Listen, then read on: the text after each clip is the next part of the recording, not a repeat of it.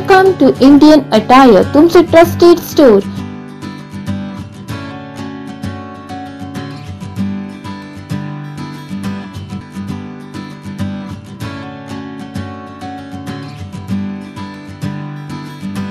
मराठी राज्यभास निर्धार समितीन मराठी ही राजभास करपाचे आपले ध्येय साध्य करपाचो विश्वास उक्तायला। समिती वांगड्या सयत जाल्ले बसकेंत लोकांकडेन जोडपाचो आनी मराठी भाषेच्या महत्वाविशीं जागृताय करपाचो हेत दवरून तळगाळांतल्या पावंड्यार यत्न खर करपाचो निर्णय समितीन घेतला। मराठी राजभास करपाचो हेत दवरून ही समिती वावुरता। हे ध्येय पुराय करपाक नागरिकांचो सामुहीक तेको महत्वाचो थारतलो हाचेर वांगड्यांनी भर दिलो। मतभेद अजिबात नाही।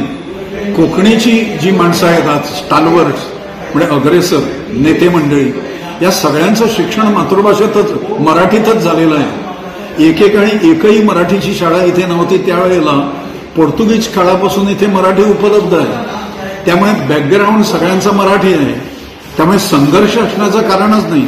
आणि दुसरी गोष्ट म्हणजे मराठीचं राजभाषा पद काढून घेऊन मराठीला द्यावं अशी मराठीची मागणी नाही। मराठीवर राजभाषा ठरवताना अन्याय झाला। त्यावेळेला जर त्यांनी ठरवलं असतं की दोन्ही राजभाषा करायच्या म्हणजे कोकणी आणि मराठी, तर हा प्रश्नच सुटला असता। त्यामुळे हा प्रश्न काँग्रेसने चिघळवलेला आहे त्यावेळेला, आणि बाकीच्या सरकारांनी त्याच्यावर तोडगा काढलेला नाही।